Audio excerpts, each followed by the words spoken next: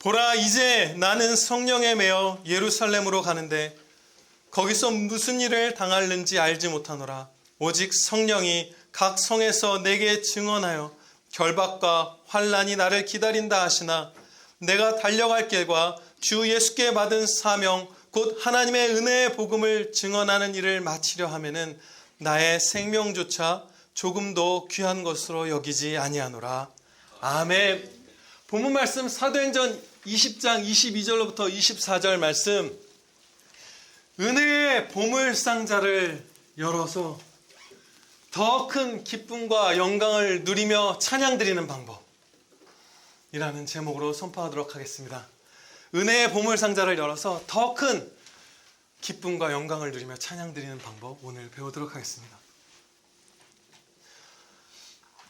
하나님께서 주시는 더 큰 기쁨, 그리고 더 큰 영광, 이것이 담겨있는 이 보물상자를 모든 성도에게 주시는데, 그것을 열어서 누리며 더 찬양드릴 수 있을지 아니면 그럴 수 없을지가 오늘 본문 말씀에 달려 있습니다.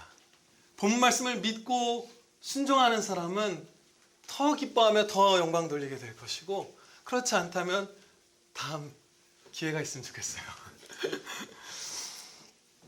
우리 모두가 이 은혜를 누리며 더 기쁘고 더 하나님께 영광 돌리기를 예수 그리스도의 이름으로 축원합니다. 본문 말씀은 바울 사도가 에베소에 있는 교회들의 지도자들에게 작별 인사를 하며 했던 고별 설교예요. 이제 바울 사도는 여러 지역, 이제 예루살렘으로 가고 또 이제 결국 로마에서 가서 순교하시죠. 이 에베소에 바울 사도가 세운 이 동역자들, 또 사랑하는 영적 아들들, 후배들, 이 목사들, 장로들, 이제 더 이상 이 땅에서는 볼 수 없는 상황이었어요. 그래서 작별 인사를 하며 함께 울며 서로를 위해서 기도하며 이제 마지막 설교를 하는 거예요. 그런데 우리가 이 설교에서 오늘 봉독한 부분 22절로부터 24절 말씀을 보면 바울 사도의 지극히 강하고 담대한 믿음, 그의 강하고 담대한 충성을 목격하게 되죠. 이것을 본받는 것도 엄청나게 중요합니다. 이 본문 말씀의 한 축이에요. 그런데 그것에 더하여 우리는 매우 중요한 진리들 몇 가지 주목해야 합니다. 바로 이런 것들이에요. 복음이 얼마나 값진 것이기에 이 명철하고 지혜로운 사람이 자신의 목숨을 버리기를 아까워하지 않는가. 도대체 복음이 얼마나 귀하게 이 막 비이성적이고 이런 사람이 아니잖아요. 정말 명철하고 지혜로운 이 사람이 목숨조차도 아끼지 않는가. 복음을 위하여. 복음이 무엇이길래, 얼마나 귀한 것이길래. 바울 사도, 저와 여러분 모두 이 복음으로 말미암아 영원한 생명을 얻었죠. 영원한 사망에서부터 옮겨져서. 그렇게 귀한 것이죠. 그 귀함을 더 우리가 자각해야 하고요. 알아야죠. 또 충성된 자녀에게 주시는 기쁨이 얼마나 크길래 자원하여 이 고난 속을 뚫고 지나가는가. 억지로 하는 것이 아니라 자원해서 하거든요. 이 바울 사도는 아무도 그를 억지로 강요하고 있잖아요. 오히려 말려요. 바울 사도 환난 당할 거 알고 성도들이 울면서 말려요. 근데 그러지 마 하고 가거든요. 자원하는 거예요. 얼마나 기쁨이 크길래 그런가. 예수님의 기쁨을, 내 기쁨을 너희에게 주리라 한 것이 얼마나 큰 기쁨인가. 이것을 보는 것이죠. 바울의 그 강하고 담대한 얼굴이 정면으로 드러나는 말씀인데, 우리는 그것만 보는 것만이 아니라 바울이 보고 있는 이 은혜를 보는 것이에요. 또 세 번째로 하나님의 영광이 얼마나 크시기에 사도가 이토록 죽음을 불사하며 찬양의 삶을 갈망하는가. 죽어도 좋으니 하나님의 영광을 높이게 하여 주시옵소서라고 갈망할 만큼 그 영광의 빛이 찬란하여 이 존재를 만족시키고 전율케 한다는 것이에요. 노래하게 한다는 것이에요. 그것을 우리가 또 주목하고 배울 수 있고요. 본문 말씀에서. 그래서 바울은 이런 은혜들, 지금 제가 세 가지 말씀드린 이런 것들을 목격하고 누리고 있었기 때문에 손해 입지 않았어요. 바울 사도는 자신은 손해지만 결연한 마음을 품고 예수님을 도와드린 것이 아니었습니다. 오히려 바울 사도는 모든 부분, 모든 순간에서 예수님께 도우심을 계속 받아야만 하는 무익한 종이었어요. 가는 성마다 결박과 환난을 매번 당했지만 바울에게 유익한 길이었어요. 얻는 길이었어요. 바울은 손해보지 않고 복을 받았던 것이에요. 순종된 자녀인 바울에게 고난보다 큰 위로가 있었고 어떤 상황에서도 항상 기뻐할 수 있는 이런 충성을 해보지 않은 자녀는 알 수 없는 정말 상상도 못한 그전에는 그 큰 기쁨이 있었고 예수님의 기쁨이죠. 그게 쏟아지는 거예요. 더. 또 우리 주 예수 그리스도의 십자가 복음을 전할 수 있다는 감사가 있었고 우리가 영혼의 눈이 떠지면 이 이웃을 영원히 구원하는 이 일에 쓰임받는다는 게 얼마나 감격스러운가 막 전율할 거예요. 그죠? 우리가 무슨 길 가다가 곤란한 이웃 한번 도와주는 걸로도 되게 감격스럽고 감사하잖아요. 그렇죠? 제가 예전에 저희 살던 집 1층에는 식당이 있고 지하에는 유도관장이 있고 위에 2, 3, 4층에 집이 있는 곳이었는데 새벽에 1층 그 식당의 주방에 불이 난 걸 본 거예요. 그래서 이제 그 주인 아저씨를 깨우고 해서 그 큰 사고가 날 뻔한 것을 막았죠. 그렇게 불난 상황에서 이웃의 재산이나 생명을 지킨 것만으로도 진짜 감사하잖아요. 이 땅에서 한시적인 생명, 한시적인 재산. 근데 영원한 생명을 구원하는데 우리가 쓰임받았다. 복음을 전해서 영혼의 눈이 떠지면 밝아지면 밝아질수록 진짜 기쁜 일인 거예요. 영광된 삶을 산 거예요. 바울이 그렇게 됐고 또 창자가 끊어지는 예수님의 사랑을 주셨죠. 다른 사람들을 사랑했던 거예요. 근데 저와 여러분 모두에게 새 생명을 받은 참 성도 모두에게 이 소원이 있잖아요. 우리의 옛사람의 흔적은 이기적인 마음 남아있지만 우리의 새 생명의 중심에는 정말로 이웃을 내 몸과 같이 사랑하고 형제를 그리스도의 몸으로 나와 그야말로 동등하게 내 행복을 추구하는 것처럼 형제의 행복을 추구하는 진짜 그 사랑으로 사랑하기를 소원하잖아요. 예수님처럼 사랑하고 싶잖아요. 근데 그 마음을 상당히 받았던 거예요. 바울사는. 또 이 순종된 자녀인 바울은 영광의 영이신 성령님께서 함께 하시면서 하나님의 영광을 더 밝히 비추임 받았어요. 그것은 어느 정도 이 정도의 밝기에 그 비추임을 받아본 사람이 아니면 모르는 것. 바울 사도만큼 그 밝히 하나님의 영광에 비추임 받아보지 않으면 우리의 상상으로는 잘 모를 거예요. 저도 몰라요. 여러분도 몰라요. 그런데 충성하면서 하나님의 영광에 비추임 받을 때마다 하나님의 영광으로만 만족할 수 있게 창조된 인간이라는 이 피조물로서 말할 수 없는 기쁨을 누리게 될 거예요. 정말 충격받을 거예요. 매 순간마다. 더 비추임을 받을 때마다. 우리도 본문 말씀에 나오는 바울과 같은 결단과 순종을 하면 이 은혜들을 받습니다. 그리고 받느냐 못 받느냐 이렇게 스위치가 온 오프만 있는 것이 아니라 받기 시작하면 이 보물 상자를 열기 시작하면 거기서 충성하면 충성할수록 계속 더 많아집니다. 이 은혜가. 천국 가는 날까지. 바울 사도가 기꺼이 목숨을 바치겠다고 한 것은 복음 전파의 사명만을 위한 것이 아니었어요. 먼저 자기 자신의 구원을 위해서도 육신의 생명을 아끼지 않겠다라고 여기서 고백한 것이에요. 복음 전파의 사명만을 위해서 목숨을 바치겠다는 게 아니라 이 사도조차도 자신의 신앙, 개인의 한 성도로서 개인의 믿음을 지키기 위해서 목숨 바쳐 싸우겠다고 결단한 거예요. 그것이 우리에게 먼저 있어야 되는 것이에요. 24절 말씀에 내가 달려갈 길과 이렇게 말씀을 선포하죠. 이 달려갈 길, 바울 사도가 달려갈 길에는 사도로서의 사명만 있는 게 아니라 개인의 신앙 여정이 있는 거예요. 이 한 사람의 구원, 바울이라는 한 성도, 우리와 동등한 성도의 구원.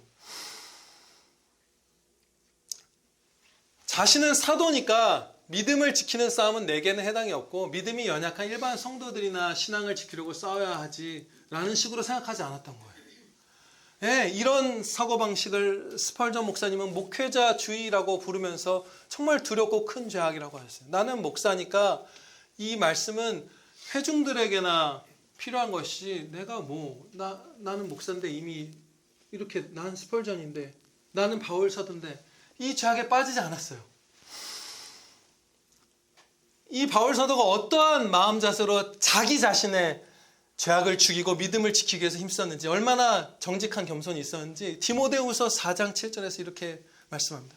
나는 선한 싸움을 싸우고 나의 달려갈 길을 마치고 믿음을 지켰으니. 이 선한 싸움은 자기 믿음을 지키는 게 우선인 거예요. 고린도전서 9장 27절 말씀입니다. 내가 내 몸을 쳐 복종하게 함은 내가 남에게 전파한 후에 자신이 도리어 버림을 당할까 두려워함이로다. 자기가 믿음을 잃을까 두려워하는 그 신앙을 갖고 있었어요. 이게 진짜 구원받은 자의 특징인 것이죠. 나는 이제 끝났다. 나는 섰다 하면 넘어진다고 하셨잖아요. 섰다고 자신하지 않았어요. 우리는 목사든지 자기 자신이 장로든지 아무리 오랜 신앙생활을 한 경건한 축에 속한 집사든지 누구든지 간에 믿음이 좋은 청년 학생이든지 간에 항상 먼저 자신의 죄를 죽이고 내 믿음을 하나님 붙들어 지키는 데에 전념하고 그 다음에 사명으로 달려가는 것이. 그러면서 사명으로 달려가는 것이고. 28절 말씀에 같은 원리로 권면을 줍니다. 28절 말씀. 여러분은 자기를 위하여 또는 온 양떼를 위하여 삼가라. 여기서 삼가라 하는 말로 번역된 헬라어는 주의하고 조심하라는 말씀이에요.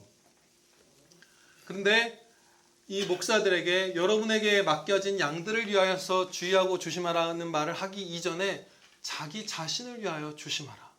깨어 주의하라. 여러분 자신의 죄악과의 싸움, 믿음을 지키는 싸움에 정신을 차리고 전념하라. 그러면서 사역을 하라. 이렇게 지금 권면한 것이에요. 예수님께서는 한번 믿음을 주신 자녀들이 그 믿음을 결코 잃어버리지 않게 지켜주십니다. 그것이 성도의 견인교리, 성도의 보존교리라고 우리가 부르는 진리이죠. 구원받았다가 구원 잃었다가 예수님 믿었다가 안 믿었다가 예수님의 자녀 됐다가 원수 됐다가 하지 않아요. 우리가 그것을 성경 말씀에서 너무나 명확히 배우죠. 물론 그렇게 잘못 가르치는 사람들도 많아요.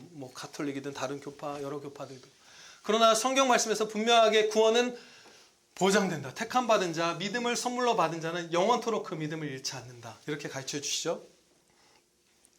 그런데 이 성도의 보존을 주님께서 책임져 주심에도 불구하고 우리가 내 믿음을 지키기 위해서 죄악과 싸우는 이 싸움은 모의 전투가 아니라 진짜 전쟁입니다.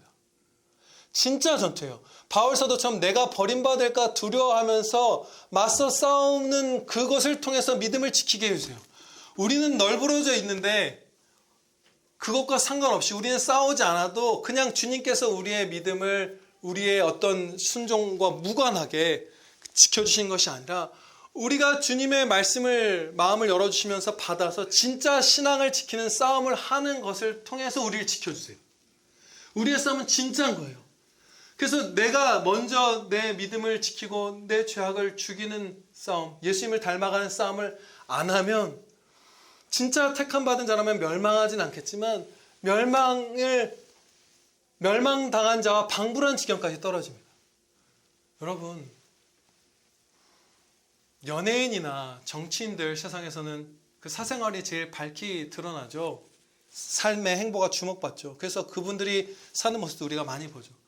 마찬가지로 교회에서는 우리 좀 나이가 있으신 목사님들, 사역을 오래 해오신 목사님들의 삶을 우리가 보잖아요. 그런데 어떤 더 공개되어 있는 것이죠. 일반 성도분들보다 교회 공동체 안에서 삶이.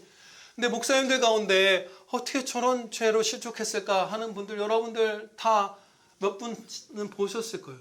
그런데 그런 분들의 젊을 때 모습이 밝게 반짝반짝 경건하게 빛나던 분들도 많아요. 처음부터 무슨 악인이고 다 가짜 목사고 이게 아니라 정말 하나님께 은혜 많이 받은 충성된 주의 종, 성도 중에서 특별히 경건한, 특별히 순종된 자녀였다가 자기의 믿음을 주의하고 조심하여 삼가지 않는 그 목회자주의에 빠졌을 때, 그 교만으로 선줄로 알았을 때 그렇게 실족하는 거예요. 저와 여러분 한 사람 한 사람이 죄랑 싸우고 믿음을 지키는데 전심전력해야 합니다. 이제 내 신앙을 지킨 것을 살펴봤고 사명으로 나아가 보도록 하겠습니다. 사명에 관해서 진리를 배울게요.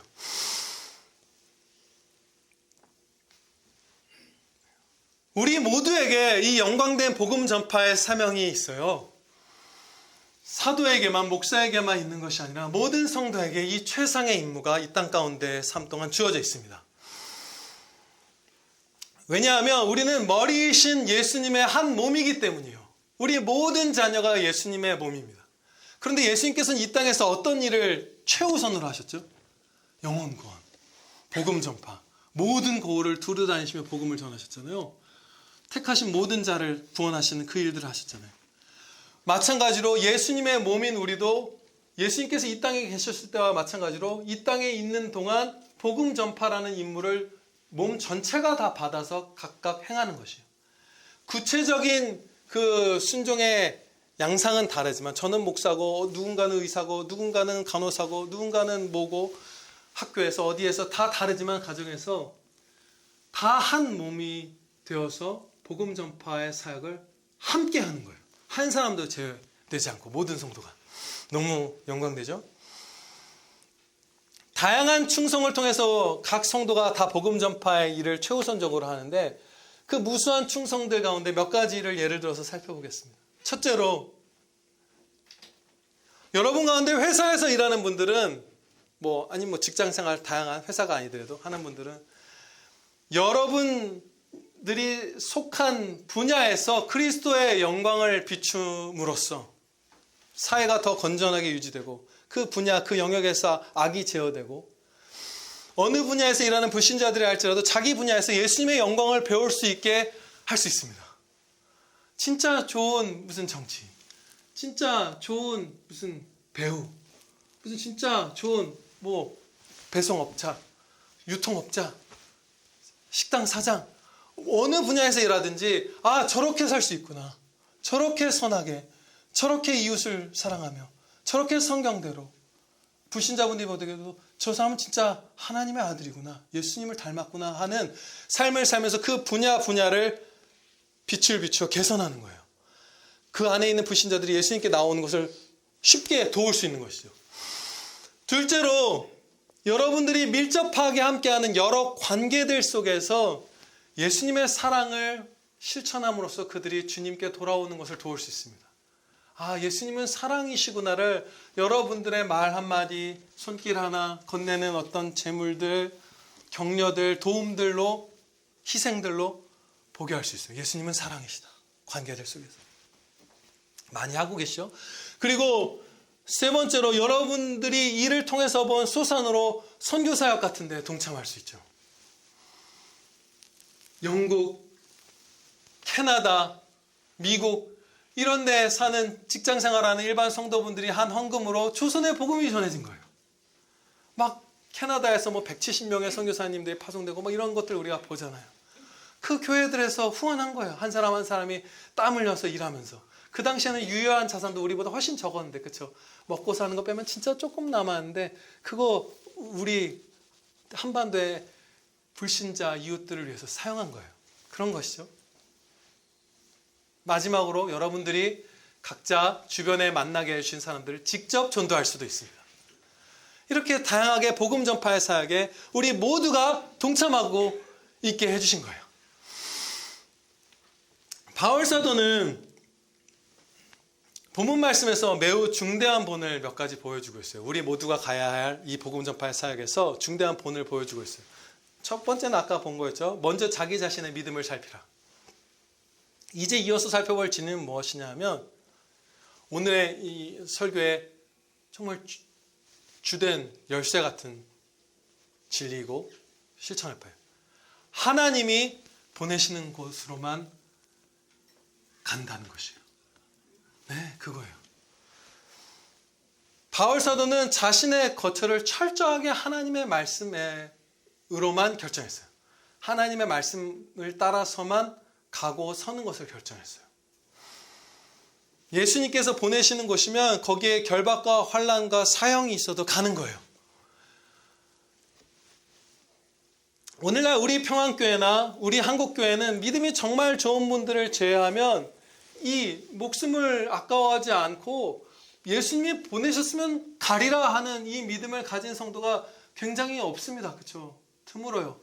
저도 이 결단이 나에게 어느 정도 있는가, 이것을 점검하고 회개하고 은혜를 무수히 구해야만 하는 상태예요. 하나님께서 보내시는 곳으로만 가겠습니다, 그곳이 어디든지 가겠습니다 하는 성도 진짜 적잖아요. 심지어 목숨조차도 아끼지 않겠습니다. 목숨보다 작은 것도 못 아끼죠. 건강, 많은 수고, 시간, 재산, 어떤 것도 손해보는 것 우리 싫어하잖아요.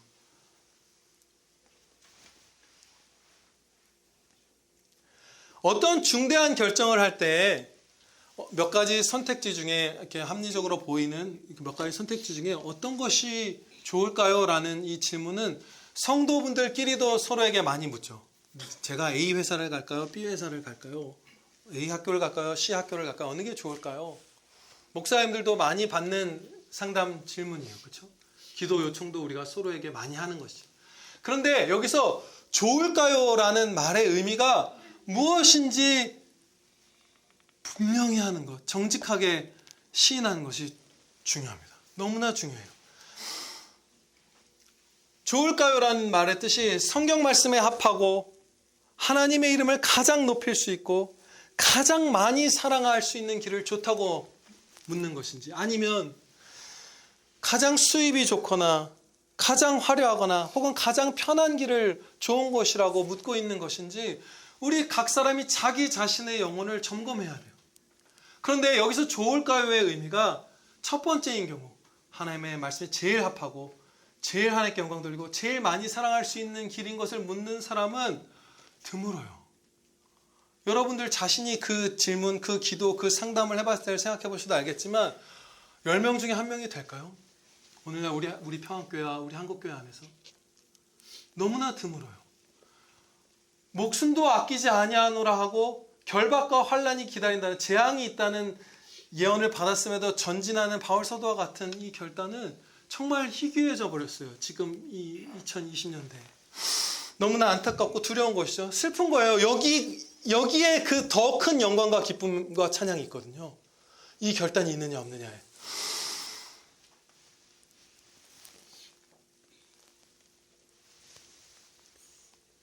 하나님께서는 우리가 일부러 고생당하는 길을 택해야 한다고 말씀하시지 않아요. 고생을 그 자체로 기뻐하시지 않아요. 그렇죠? 고생이 필요하다면 기쁨으로 주시지만, 삶이 순탄하거나 풍요로우면 안 된다는 말씀도 결코 없습니다. 주시기에 합당하다면 그것을 주시기를 많이 원하시는 분이에요. 순탄함과 풍요로움을. 또 성경 말씀을 따라서 우리는 하나님의 영광을 위하여 충성하면서도 평안과 안전과 풍요를 소원하고 기도드릴 수 있어요. 네, 얼마든지 평화를 주시옵소서, 안정되게 해주시옵소서, 더 많은 것들, 욕심 아닌 의도로, 물론 돈을 사랑하는 거 아닌 의도로 구할 수 있어요.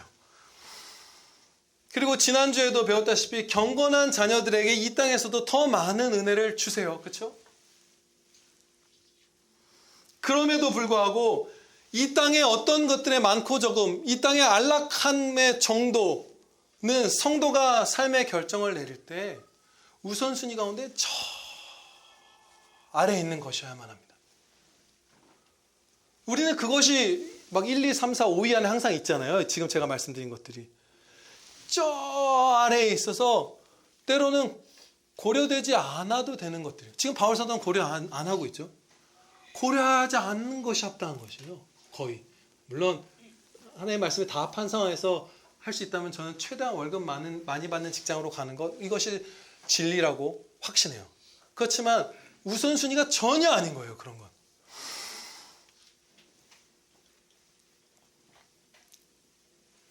우리가 오늘날 좋다고 말하는 것의 의미가 이 땅의 성취나 풍요나 안락함인 것들이 대부분이죠. 그렇죠?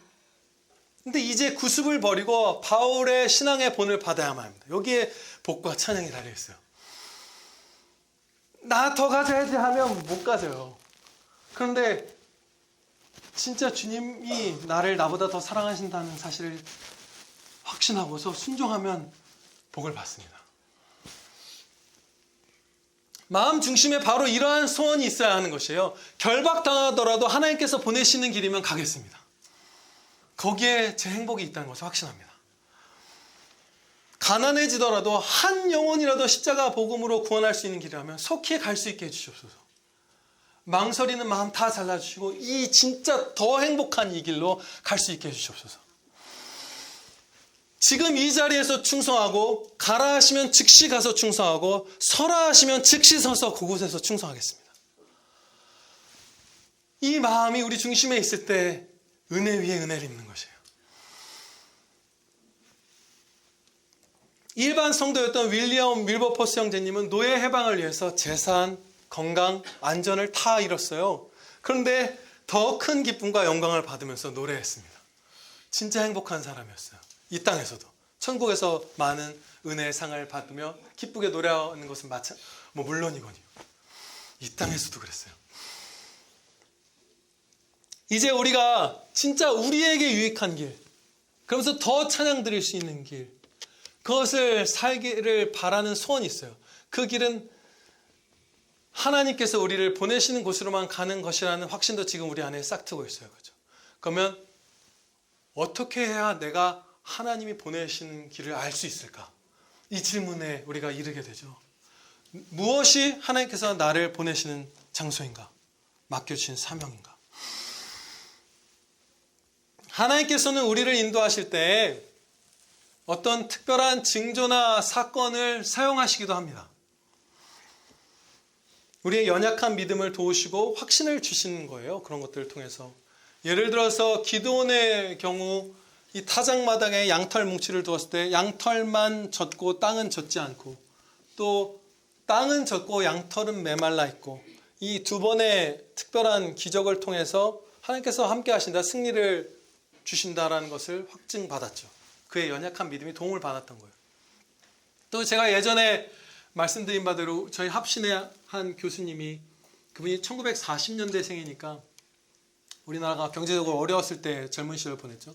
근데 미국으로 유학을 가는 것이 뭔가 합당해 보이는데 공부도 되게 잘하시고 결국 훌륭한 신학 교수님이 된 거 보면 맞아요. 그렇죠? 그런데 경제적으로 그게 전혀 우리의 이성적 판단으로는 답이 안 나오니까 40년대에 태어난 분이 미국으로 가족들을 데리고 유학을 간다? 그러니까 불가능해 보이니까 정말 저를 이곳으로 보내시는 것이 정말 하나님의 뜻이 맞으십니까? 그것이 맞다면 제가 정말 확실하게 그 응답을 받기를 소원하는데 제 손에 저와 제 아내 미국행 비행기 표를 누군가 갖다 주면 하나님의 뜻인 줄 알고 가겠습니다. 기도했는데 갖다 줬죠. 은밀하게 기도했는데 갑자기 어떤 분이 그 어린아이 한 미국으로 입양되는 아이를 데리고 목사님과 사모님이 미국으로 데려다 주세요 하면서 미국행 진짜 종이 티켓을 갖다 줬어요. 그 목사님의 손에. 그래서 갔죠. 그런데요, 여기서 주목해야 할 부분이 있습니다. 그 교수님이 비행기표를 제 손에 2장을 갖다 주시면 하나님의 뜻을 알겠습니다라는 기도를 드릴 때 사람은 옆에 아무도 없었어요. 혼자 기도했으니까. 그런데 마귀는 그 옆에 있었으면 들을 수 있었어요. 마귀는 그 사실을 알 수 있었어요. 그리고 사람의 마음을 굉장히 부추기고 미혹하고 상당 자유의지를 침해할 수는 없지만 상당히 설득하고 상황을 만들고 정황을 만들어서 우리를 아무튼 미혹할 수 있는 마귀가 하나님의 뜻이 아닌데 그분 손에 비행기 티켓 갖다 주는 거 할 수 있을 가능성 상당히 있어요. 그렇죠? 이상한 징조, 그 비행기 티켓에 방불한 징조 같은 것들, 기이해 보이는 사건들 만들어낼 수 있어요, 마귀가. 저도 목사 후보생 시절에 강도사 아니었나 봐요. 전도사 목사 후보생 시절에 같이 사업해보자는 형이 있었어요. 그럼 그게 하나님의 부르심일까요? 아니면 제 욕심이나 경제적인 염려나 이런 부분들을 틈타는 마귀의 유혹일까요? 당연히 하나님의 부르심이 아니죠. 우리가 어떤 이게 누가 날 부른다, 이게 하나님의 뜻인가 보다 하는 거, 그거 믿었다가 우리 다 실족해요. 어림도 없는 거예요. 징조는 최종적으로 성경 말씀으로 검증을 받아야만 사용될 수 있는 것이에요. 그것에 대해서 조금 더 말씀을 살펴볼게요. 그 합신의 교수님의 경우 전체 상황이 이미 성경 말씀으로 점검이 끝났기 때문에, 기도원도 마찬가지고요, 그 징조로 믿음의 확신을 얻어서 전진할 수 있었던 것이에요. 예를 들어서 이런 것이죠. 주신 재능과 은사에 맞지 않는데 신학 박사가 되려고 하는 욕심을 품었다든지, 그런 게 없었어요, 그분은. 그리고 자신의 출세욕으로 무슨 큰 교회에 청빙받으려고 미국 유학을 바라고 있던 것이든지, 그런 거 전혀 없었어요. 정말 겸손한 교수님이었거든요. 일은 막 넘어서 정말 나이 들어서까지 계속 충성된 교수님이었거든요. 그런 욕심으로 한 게 아니에요. 성경 말씀에 합한 영혼의 상태를 중심까지 다 갖고 있었어요. 그 상태에서 어떤 특별한 징조로서 믿음의 도움을 입은 거예요. 성경이 최종적 권위를 갖고 있었던 거예요. 그 사람의 인생 결정에. 그러면 징조가 쓰임받을 수 있어요, 때로. 하나님께서는 우리에게 어떤 신비한 사건이나 징조나 특정한 사람의 말이나 무슨 기도 응답 받았다고 하는 사람의 충고나 이런 것을 따라서 살라고 하지 않고 성경 말씀을 따르라 명하셨습니다. 성경 말씀을 따르는 것만이 우리가 하나님의 뜻대로 살며 더 큰 영광과 기쁨을 누리며 찬양드리는 유일한 길이에요. 예전에도 나눈 적이 있는 사례인데 다른 관점에서 동일한 사례를 이제 살펴보도록 할게요. 말씀 사역자분들에게 제가 자주 들어온 얘기인데, 지금 교회에서 배울 것 다 배웠으니 다른 곳으로 사역지를 옮기겠다, 이런 말들. 그게 사역지를 옮기는 이유예요. 거의 유일하게, 혹은 대표적으로. 근데 그런 얘기를 들을 때 제가 오래전부터 그런 얘기들을 듣고 충격받아서 몇 번 상황에 따라 다른 관점에서, 초점에서 주목해서 나눈 적이 있죠. 교회든 회사든 어떤 것을 배웠다면, 그 사람의 재능이 그것을 넘어선다면, 더 많은 것을 배울 수 있고 배워야 하는 사람이라면 더 좋은 회사, 혹은 다른 것을 배울 수 있는 회사, 혹은 그런 교회, 혹은 뭐 더 큰 교회 가는 것이 선합니다. 그 자체로 전혀 악한 게 아니에요. 좋은 거예요. 그런데 특히 회사의 경우는 더 탁월한 것을 배우고 실력을 발휘할 수 있는 곳으로 이직하는 게 너무나 합당하죠. 진짜 선해요, 성경 말씀에 비춰봤을 때. 그런데 성도는 다른 부분이 있어요. 불신자분들은 그것만 고려하면 되지만 일반 성도이든 목사이든 우리는 불신자와 달라요. 목사는 더 달라서 제가 그런 말을 들을 때 놀란 거죠. 뭐가 다르냐 하면 예수님의 몸인 우리는 나의 발전, 나의 조건만 고려해서는 안 되는 거예요. 그럼 불신자랑 똑같이 사는 거예요. 내가 더 발전해야 되니까, 내 조건이 저기 가면 더 좋아지니까만 생각하면 그 자체만으로는 악한 게 아닌데, 그것만 고려하거나 그게 우선순위에 첫 번째에 있으면 불신자랑 똑같이 사는 거잖아요. 그래서 성경 말씀으로 점검해 봐야 되는데 그것만 보고 가는 게 아니라, 나 배울 거 다 배웠으니까 가야지가 아니에요. 그렇죠? 성경 말씀에서 뭐라고 하시죠? 그 성경 말씀 보면 이런 핵심적인 것도 있죠. 교회에서 맡겨주신 형제들, 만약에 사역자들, 배웠으니까 가겠다는 분들, 교회에서 형제, 목사님께 맡겨주신 그 주님의 양들이자 그 목사님의 영원한 형제들을 예수님의 창자가 끊어지는 사랑으로 사랑했나? 그 자신이 점검해야 되는 거예요. 배울 거 배웠으니까 떠나는 게 아니라, 시스템이나 무슨 교회 돌아가는 거 어느 정도 배웠다 할지라도 사실 사랑 안 하면 못 배워요. 진짜 중요한 건 사랑이 있기 때문에. 그런데 그 맡겨진 무슨 초등부든 청년부든 그 성도들을 예수님의 애끓는 사랑으로 한 사람 한 사람 한 영혼을 붙들고 기도하고 아끼고 탄식하며 말씀을 먹이려고 무진 땀을 흘리고 그 사랑을 하지 않았다면, 아무리 딴 데 가서 더 배워야 하는 상황에서도 그 떠나면 안 돼요. 일단 사랑해야죠. 그렇죠? 내 발전, 그게 최우선순위면 그냥 세상 사람인 거잖아요. 사랑이 먼저잖아요. 하나님 사랑, 이웃 사랑이 예수님의 모든 계명의 총합이라고 가르쳐 주셨잖아요. 그리고 목사라면 밝히 그 교회 모든 형제들에게 타협 없이 복음 전체를 힘차게 선포했어야 하고, 회사원이라면 동료가 복음을 받아들이는 데 도움이 되도록 정말 일 열심히 하고 감사함으로 막 기뻐하면서 하고 동료들 위해서 희생하고 사랑하면서 직접 전도는 못했을지라도 적어도 그리스도인과 예수님에 대한, 예수님의 이름을 짊어진 그리스도인으로서 예수님에 대한 인상이 정말 많이 좋아지는데 쓰임받은 그런 동료 직장인이 된 다음에 이직을 고민해야 하는 것이에요. 혹은 피치 못하게 어떻게 이직하더라도 그것을 못했다면 그것을 회개하고 잠시라도 그런 삶을 살고자 하는 소원이 첫 번째이어야만 하는 것이에요. 나의 조건, 나의 성장이 우선순위가 되면 세상 사람과 똑같은 거예요. 그 자체로는 악한 게 아니지만 잘못된 거예요. 그리고 현재 사역지인 교회 혹은 여러분들의 사역지인 직장에서 여러 면에서 정직한 감사를 드려야만 합니다. 여러 가지 감사 가운데 떠나려 하는가? 아니면 불평 가운데 떠나려 하는가? 야곱은 라반의 밑에서 일할 때 10번이나 품삯을 사기당했어요. 그렇죠? 그리고 속임 결혼 사기도 당해서 라헬이 아니라 레아랑 먼저 결혼하게 됐죠. 말할 수 없는 비참한 공격을 당한 거예요. 그렇죠? 야씨, 내가 지영이랑 결혼하려고 했는데 지선이랑 결혼하면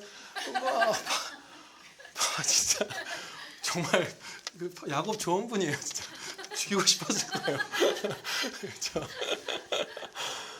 그리고 큰 위협 가운데 라반을 떠나야 했는데 끝까지 못되게 굴었죠. 막 라반이. 그런데 야곱은 라반을 떠난 뒤에 감사드렸어요. 정직하게. 창세기 32장 10절에 그 시점에 기도가 나옵니다. 나는 주께서 주의 종에게 베푸신 모든 은총과 모든 진실하심을 조금도 감당할 수 없사옵나이다. 감사해서 죽겠다는 거예요. 진짜 이게 현실이란 거예요. 왜냐하면 고난 이외에도 주신 은혜가 너무나 많고 고난도 하나님께서 자녀를 순금처럼 빚으시는 연단에 사용된, 통제된 유익이 되는 고난이기 때문이에요. 야곱이 이전과 이후가 다른 사람이 됐잖아요. 약간 얍삽한 면도 있고 예전에 좀 그러셨는데 진짜 훌륭한 성도가 됐잖아요. 믿음의 위대한 위인이 됐잖아요. 경건한. 그래서 지금 있는 곳에서 사역지에서 진짜 내가 감사하는가? 정말 사랑하는가? 막 이런 것들이 고민이 되고 정말 하나님께서 보내신가? 아니라면 가기가 두려워하고 이런 생각으로 사역지를 옮기는 것이 아니라 이제 배울 거 배웠으니까 좀 더 큰 규모의 교회로 양력 쌓였으니까 가볼까? 이런 마음이면 그 사람은 사역에 실패하는 것이고 그래서 제일 수수라치게 우리가 사역자가 그런 마음 품으면 놀라야 되는 것이고 일반 성도가 그런 마음 품으면 좀 중간 정도 놀랍니다. 왜냐하면 일반 성도는 진짜 예수님의 애끓는 사랑으로 일하지 않아도 사회적으로는 자신이 그 직장에서 맡은 책임을 다할 수 있기 때문이에요. 자동차를 만드는 사람이 예수님을 전혀 생각하지 않아도 정말 훌륭한 현대자동차 사원으로 살 수 있죠. 그런데 이제 성도로서 그리스도의 사랑을 하고 복음을 전하는 일은 그 바울 사도와 같은 마음이 없으면 못하죠. 그래서 중간의 위기고 일반 성도가 이제 배울 거 배웠으니까 나 이제 이직하려고 하면 저는 아무 말도 안 합니다. 그분에겐 그냥 그 정도가 허락된 삶이고 선하니까 그 자체로 악한 게 아니니까. 우리는 성도는 근데 다른 것이죠. 더 복된 삶이 있는 거예요.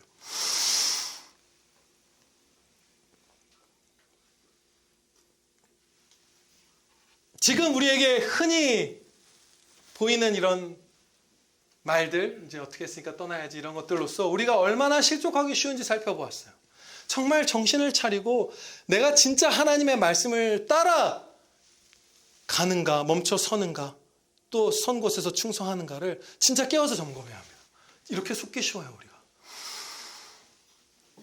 설교의 첫머리에서 바울 사도의 이 강하고 담대한 순종을 본받는 것만이 아니라 그가 누리고 보았던 하나님의 영광과 예수님의 기쁨과 그쵸? 이런 것들을 우리가 주목하자고 했잖아요. 그 말할 수 없는 은혜, 보물상자 안에 담긴 은혜.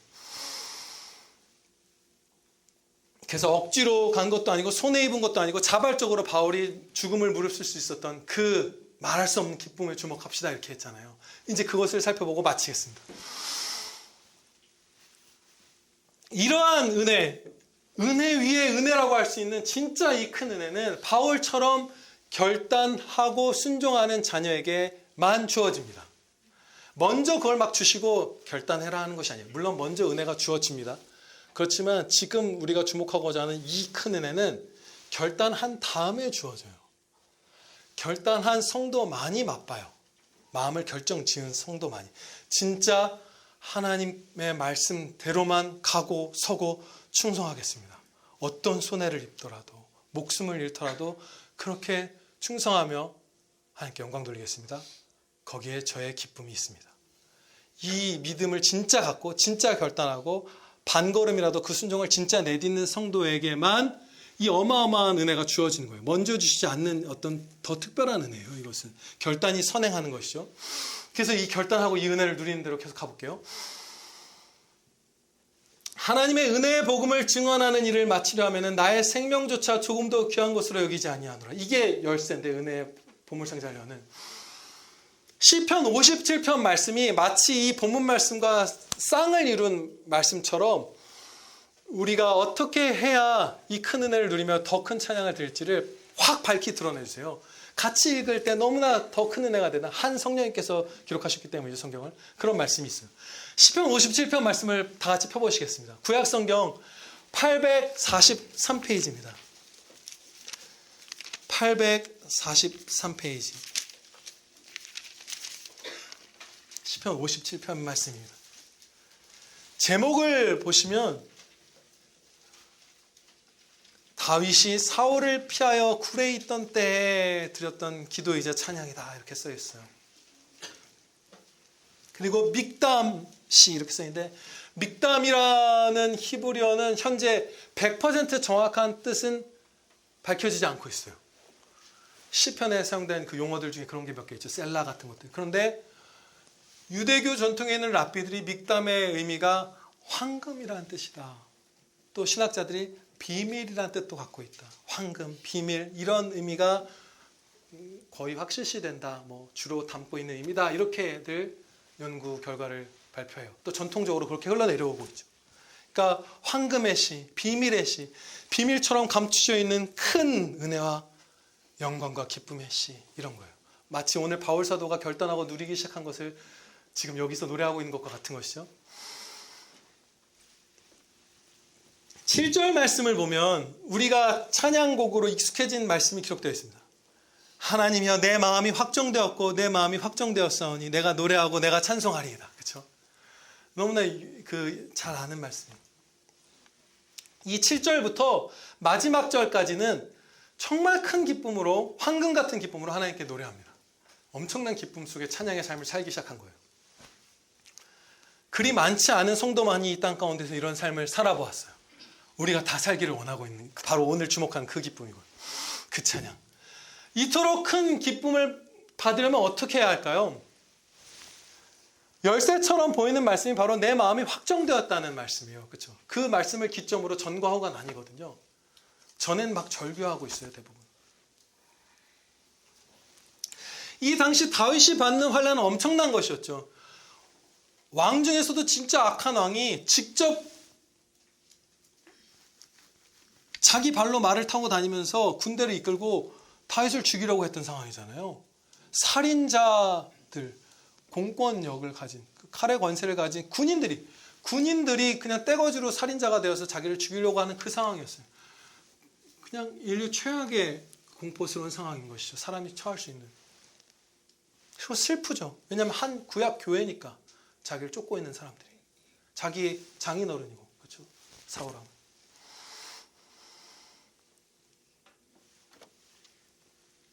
그런데 심지어 다윗은 잘못도 없었죠. 근데 이때 다윗이 본문 말씀에 바울 사도와 동일한 결단으로 막 나아가려고 꿈틀대는 게 이 1절부터 6절까지 계속 보여요. 1절부터 6절까지는 이 살인자들에게 쫓기는 극한 핍박에 대한 절규와 부르짖음이 기록되어 있거든요. 그런데 중간중간 이 목숨도 아끼지 않겠노라 하나님의 영광에서 하나님 보내신 곳이 무조건 가겠노라는 이 결단의 싹이 막 자라나는 게 보여요. 2절 하반부를 먼저 보시겠습니다. 곧 나를 위하여 모든 것을 이루시는 하나님께로.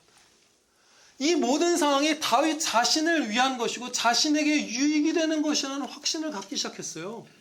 야곱처럼, 바울 사도처럼 나에게는 손해지만 예수님을 위해서 내가 희생해 드리겠습니다. 예수님 도와드리겠습니다 하는 것이 아니에요. 내게 유익이 되는 상황을 베풀고 계신다. 드문 확신이죠. 근데 그것을 갖기 시작했어요. 나는 받기만 하는구나. 은혜를 받는 길이구나. 이 쫓기는 길이. 더 쫓기라고 했잖아요. 나라 밖으로 못 도망가게 하셨잖아요. 이스라엘 영토 안에서 도망다니면서 더 위험하게 쫓기라고 하셨잖아요. 나를 위한 것이구나. 맞아요. 바울 사도의 전도가 없어도, 저와 여러분의 전도가 없어도 택하신 자들을 예수님께서는 다 구원하실 수 있어요. 여러분들의 헌금이 없어도 선교 사역 다 이루실 수 있어요. 그런 것들을 드러내는 것처럼 이방인의 손이 펴져서 이스라엘의 성전을 짓게 하셨죠. 성도들이 막 열심을 꼭 내야만 되는 게 아니에요. 이방인들이 손을 펴서 백향목을 갖다 바쳤어요. 구약 성전을 지을 때. 우리가 안 해도 예수님께서는 뜻하신 바를 한 점 실패 없이 다 이루실 수 있어요. 받는 거예요. 쓰임 받는 거예요. 영광 받고 기쁨을 받아 누리는 삶인 거예요. 죽음을 무릅쓰지 않은 삶. 진짜 죽임 당하는 삶조차도.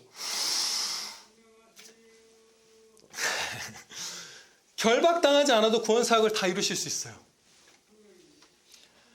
마른 막대기에 불과한 무익한 종인 다윗과 바울과 저와 여러분이 은혜로 쓰임받는 삶인 거예요. 나를 위하여 모든 것을 이루시는 하나님께로다. 이거 확신이 들기 시작했어요. 하나님께 은혜를 받는 이 확신. 하나님이 나를 위하신다 항상.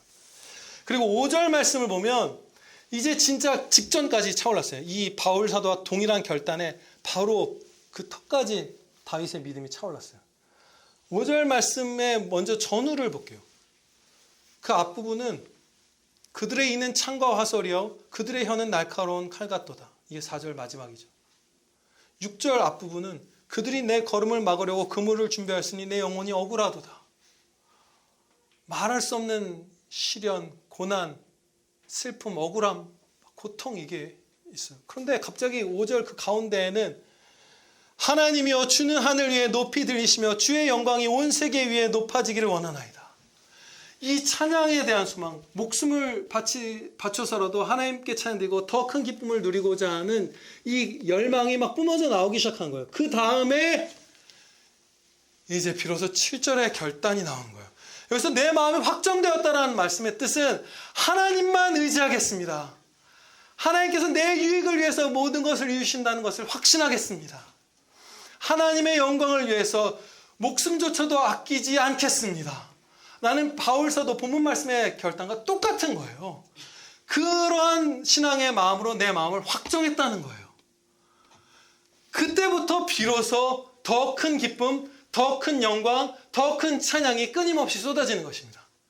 이 결단이 있느냐 없느냐로 은혜 위에 은혜, 그 은혜를 누리며 더 영광 돌리는 삶을 살 수 있느냐 없냐가 철저하게 결정되는 거예요. 결단이 먼저 있어야 되는 거예요. 이 은혜를 주시면 제가 결단하겠습니다라면 결코 이 길로 못 가요. 결단이 먼저예요. 내 마음이 확정되는 게 먼저예요. 물론 도와주시지만 주님께서.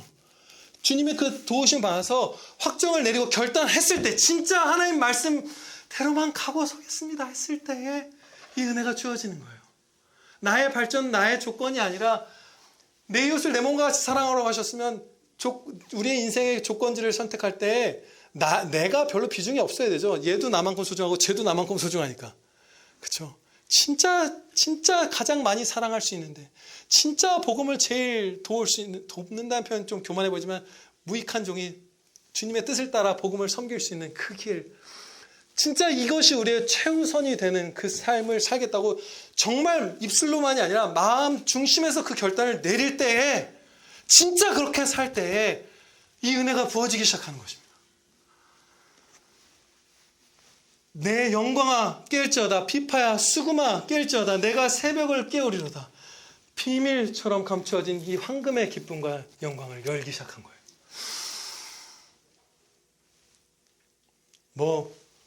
다른 말들 여기 써 있는데 여기서 설교를 마쳐도 상관없을 것 같아요. 저와 여러분 모두 바울 사도와 같은 여러분에게 맡겨주신 복음 사역을 위한 그 길을 위해서 목숨조차도 목숨보다 작은 것도 모든 것을 이 땅의 것을 아끼지 않고 전진하시기를 결단함으로써 이후에 주어질 엄청난 영광과 찬양을 받으시는 분들 다 되시기를 예수 그리스도의 이름으로 축원합니다. 기도드리시겠습니다. 아버지 하나님, 저희가 받은 은혜가 많고 받은 증거가 많고 큰 것을 고백하옵나이다. 예수님의 그 십자가 무한한 사랑과 눈물과 피와 그 은혜를 저희 한 사람도 빠짐없이 다 믿게 해주셨사옵나이다. 그 믿음이 있고 때마다 기도의 응답을 받았던 경험들이 있고 하나님의 말씀대로 세상이 통치되며 말씀을 의지했을 때 평안을 누렸던 그런 은혜의 체험들이 있고 지금 이 시간에도 성령 하나님께서 너희에게 들려지는 이 말이 나의 말이로다. 성령님께서 우리의 등 뒤에서 귀 뒤에서 증언해 주시오니 저희가 이 많은 도움 받았사오니 이제 이 결단 내리겠사옵나이다. 도와주시옵소서. 하나님의 영광을 위하여 목숨도 아끼지 않고 우리 모두에게 맡겨주신 이 복음 사역하겠사오니 주여 실패하지 않고 넘어지지 않고 교만하지 않고 충성할 수 있게 은혜 내려 주시옵소서. 이것이 저희에게 한량없는 기쁨 되리라 확신하오며 우리 구주 예수 그리스도의 이름으로 감사기도 하렵나이다. 아멘.